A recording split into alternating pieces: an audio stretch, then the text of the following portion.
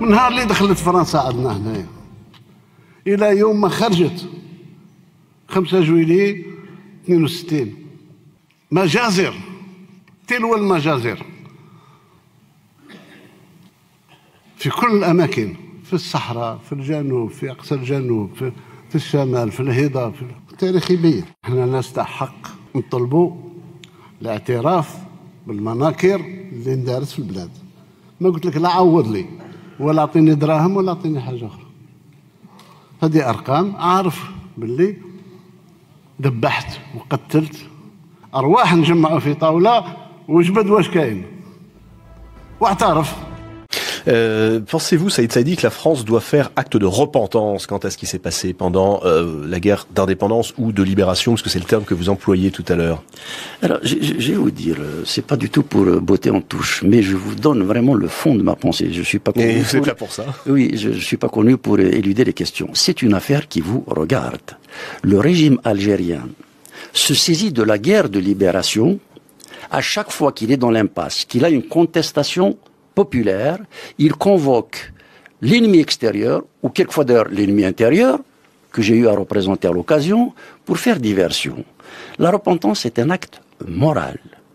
Si les Français veulent endosser, structurer leur mémoire à travers la colonisation, grand bien leur face. En tant qu'amis, je pense que la France, dans son histoire, dispose de quelques éléments positifs qui peuvent être autrement plus structurants que la colonisation. Mais c'est votre problème. Ce n'est pas le mien. Le mien, c'est de parler de l'histoire de mon pays, de dire que lorsque l'on a éliminé le père du message de l'Algérie moderne en 1956, je dois savoir qui, pourquoi, comment, parce que nous payons ce genre d'actes et nous payons le silence et la censure qui les a entourés. Donc j'ai suffisamment à faire avec la violence historique de mon pays pour ne pas avoir à vous dire ce qu'il en est. Si vous me dites maintenant ce que je pense de la colonisation, je sais bien, je l'ai dit dans le livre, que la colonisation a amené des écoles, des routes, des hôpitaux, etc. Ce n'est pas ça qui est important du point de vue de l'Algérien que je suis. La question est de savoir est-ce que la colonisation a été conçue, programmée, décidée pour le bien des indigènes dont je fais partie, des Algériens dont je fais partie.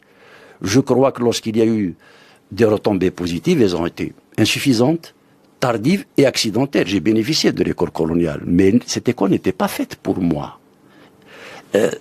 Ce qui est important à savoir, et je pense que je le dis de la façon la plus sincère possible, c'est de comprendre que la colonisation, pour nous, signifie occupation d'un pays, asservissement d'un peuple et spoliation de ses ressources. Ensuite, qu'il y ait eu des amitiés, qu'il y ait eu des individus qui se sont levés pour essayer d'être sensibles à la détresse des gens concernés, bien sûr que oui. Mais le système colonial ne peut pas avoir, au jour d'aujourd'hui, au XXIe siècle, une analyse complaisante, encore moins